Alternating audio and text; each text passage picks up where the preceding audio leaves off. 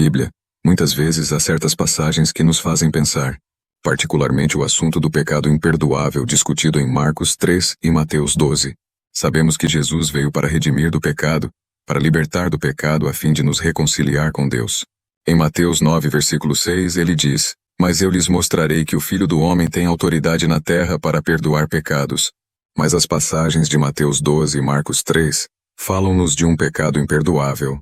Sabendo que todos somos pecadores, como bem diz o apóstolo Paulo em Romanos 3, versículo 23.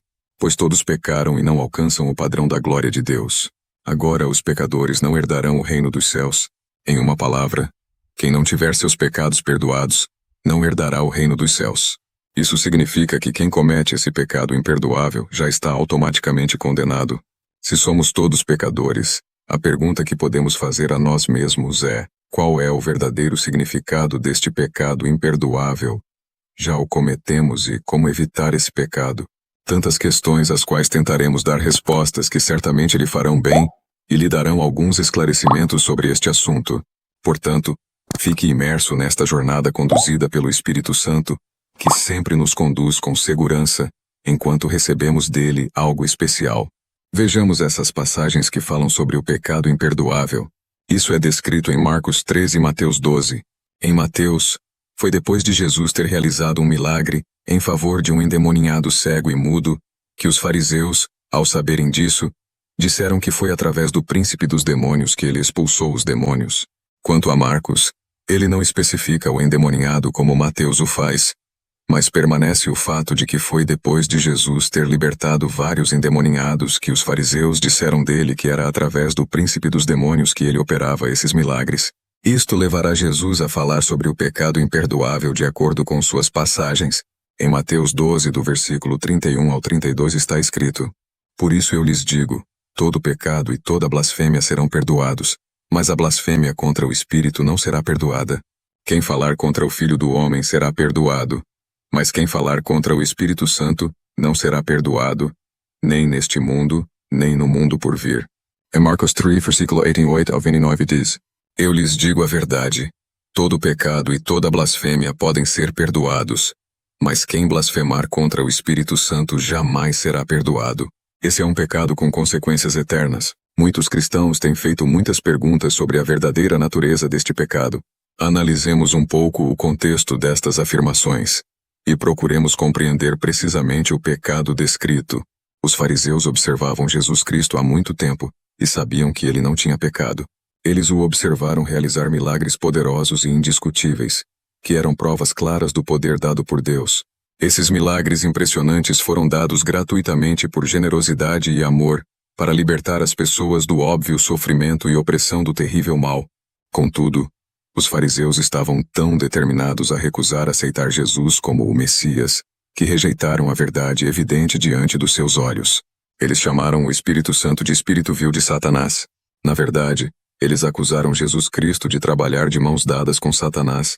Estas acusações não são apenas surpreendentes, são completamente absurdas.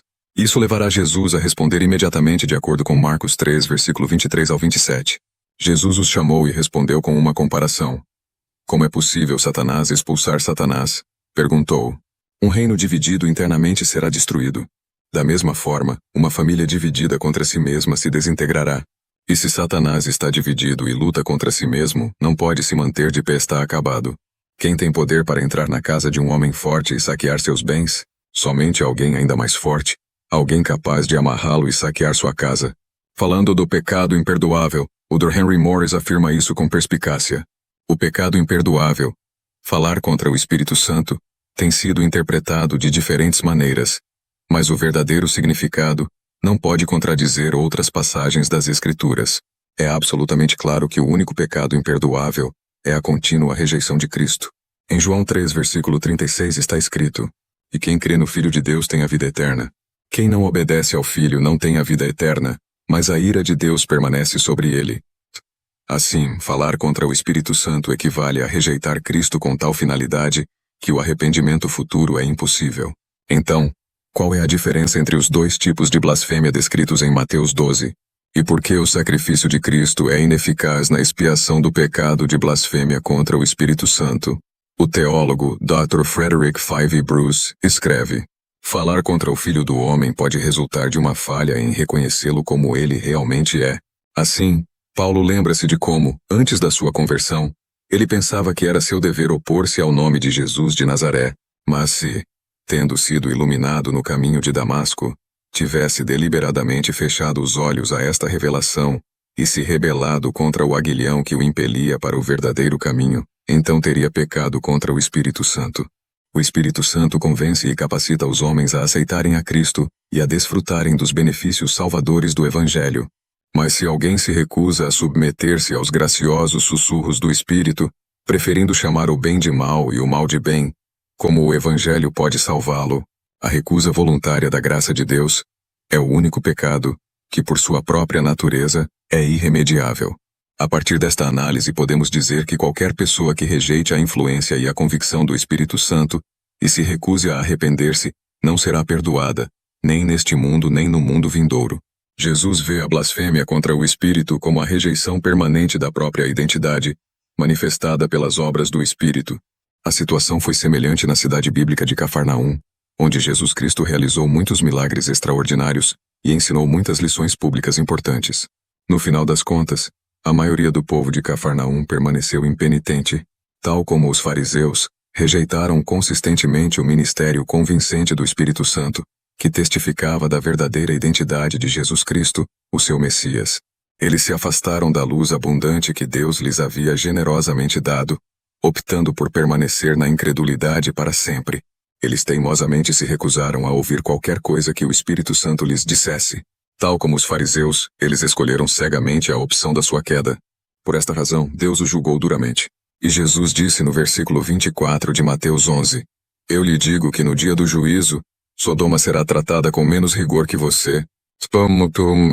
Aqui podemos mostrar o significado direto do pecado imperdoável, ao qual Jesus se referia. Agora tentaremos responder a esta pergunta: como alguém pode saber se cometeu ou não o pecado imperdoável? O estudioso bíblico Larry Richards diz: esta alusão ao pecado imperdoável tem perturbado muitos sem causa. Aqueles que se perguntam se fizeram algo pelo qual Jesus não os perdoará, demonstram uma atitude muito diferente da dos fariseus, que se recusavam a aceitar até mesmo a evidência mais óbvia de que Jesus era o Filho de Deus. A pessoa que rejeita a mensagem do Espírito sobre Jesus não será perdoada. Qualquer pessoa que busca o perdão de Jesus certamente não cometeu o pecado imperdoável. A capacidade de Deus para salvar não é limitada pelo grau do pecado humano.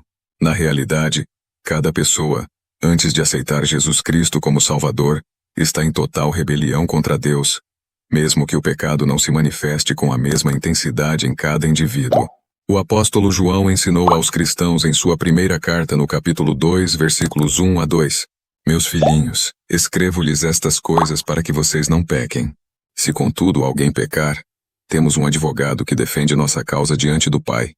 Jesus Cristo, aquele que é justo. Ele mesmo é o sacrifício para o perdão de nossos pecados, e não apenas de nossos pecados, mas dos pecados de todo o mundo.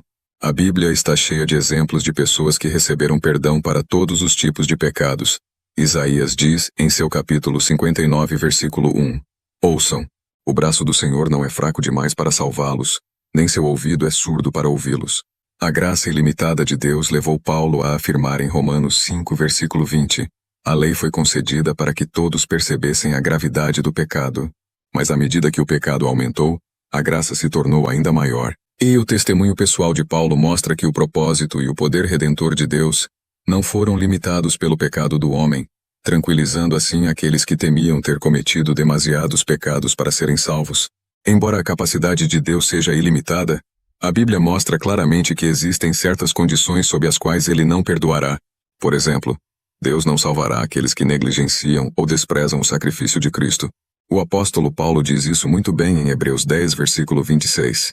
Se continuamos a pecar deliberadamente depois de ter recebido o conhecimento da verdade, já não há sacrifício que cubra esses pecados. A carta aos Romanos contém o ensino mais denso sobre a salvação de todo o Novo Testamento, e começa com um panorama do pecado humano.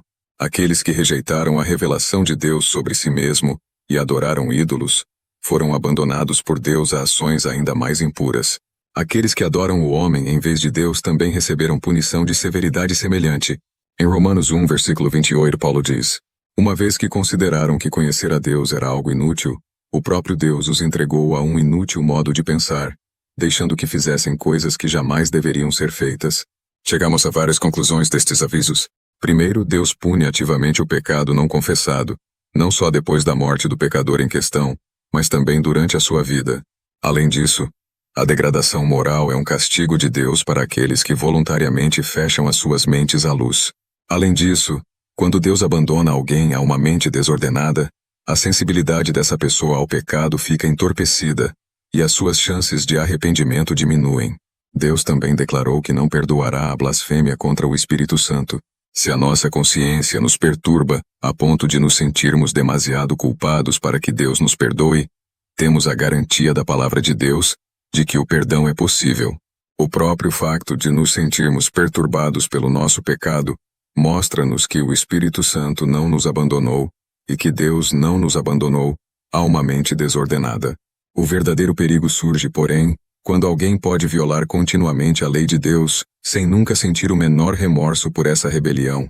Tentaremos agora dar uma pequena resposta a esta questão. Um cristão pode cometer o pecado imperdoável? Os comentaristas da Bíblia dizem que não. Aqui está o porquê. Se nos recusarmos a aceitar o testemunho que o Espírito Santo nos dá, se rejeitarmos a sua convicção do nosso pecado e nunca aceitarmos a verdade, nunca iremos a Cristo para a salvação. Em Cristo, todos os nossos pecados são perdoados. Nem é preciso dizer então que nenhum cristão pode cometer o pecado imperdoável. Somente uma pessoa que se recusa a vir a Cristo para receber uma nova vida morrerá em seus pecados. Uma vez que você aceita Jesus, essa parte da obra do Espírito Santo está completa. Então você não pode blasfemar sobre sua obra. Naturalmente, ele continua a trabalhar em você, e você pode ser teimoso e resistir a ele como cristão, mas não pode blasfemar contra ele. Viver de forma improdutiva, carnal e não espiritual é possível, mas cometer o pecado imperdoável, isto realmente não é possível para o verdadeiro cristão. Um verdadeiro cristão não pode cometer um pecado para o qual não há perdão. Estamos protegidos pelo poder de Deus. Embora possamos certamente entristecer o Espírito Santo, ele ainda nos sela para o dia da redenção. Deve-se ter em mente, porém, que se alguém que professa ser cristão age em relação ao Espírito Santo e a Jesus Cristo de maneira semelhante aos fariseus, apesar do testemunho poderoso e abundante do Espírito Santo, verdade da palavra de Deus, podemos duvidar muito que tal pessoa algum dia chegará à salvação. Mas só Deus realmente sabe. A evidência aponta claramente para um coração não renovado. Nisto, Herbert Armstrong escreve em O que queremos dizer com pecado imperdoável. Uma pessoa convertida pode perder o Espírito Santo e cometer o pecado imperdoável de duas maneiras. Um resulta da escolha deliberada e o outro da negligência contínua. Concluindo, a capacidade de Deus para salvar não é limitada pelo grau do pecado humano. Na realidade, cada pessoa, antes de aceitar Jesus Cristo como Salvador, está em total rebelião contra Deus. Mesmo que o pecado não se manifeste com a mesma intensidade em cada indivíduo. Na primeira epístola de João, capítulo 2, versículo 1 ao 2 diz: Meus filhinhos, escrevo-lhes estas coisas para que vocês não pequem. Se contudo alguém pecar, temos um advogado que defende nossa causa diante do Pai, Jesus Cristo, aquele que é justo. Ele mesmo é o sacrifício para o perdão de nossos pecados, e não apenas de nossos pecados, mas dos pecados de todo o mundo. Qualquer pessoa que rejeite a influência e a convicção do Espírito Santo e se recuse a arrepender-se, não será perdoada, nem neste mundo nem no mundo vindouro. Jesus, portanto, vê a blasfêmia contra o Espírito como a rejeição permanente da identidade de alguém manifestada pelas obras do Espírito. Oramos para que o trabalho da fé possa ser plenamente realizado em cada coração, no poderoso nome de Jesus Cristo. Você que ainda não compreendeu esta graça oferecida por Deus através de Jesus Cristo, agora é a hora para você. Em Romanos 10, versículos 9 a 11 está escrito: Se você declarar com sua boca que Jesus é Senhor, e crer em seu coração que Deus o ressuscitou dos mortos, será salvo. Pois é crendo de coração que você é declarado justo, e é declarando com a boca que você é salvo. Como dizem as Escrituras, quem confiar nele jamais será envergonhado. Aqui estamos nós no final desta jornada maravilhosa, acreditando que você foi edificado por essas palavras. Se sim, não esqueça de deixar um like, um comentário e compartilhar o vídeo para ajudar alguém. E acima de tudo, inscreva-se ativando o sino, para estar sempre conosco nos nossos diferentes momentos guiados pelo Espírito de Deus, durante a nossa caminhada diária, em direção ao objetivo último que é a vocação celestial. Deus te abençoe ricamente.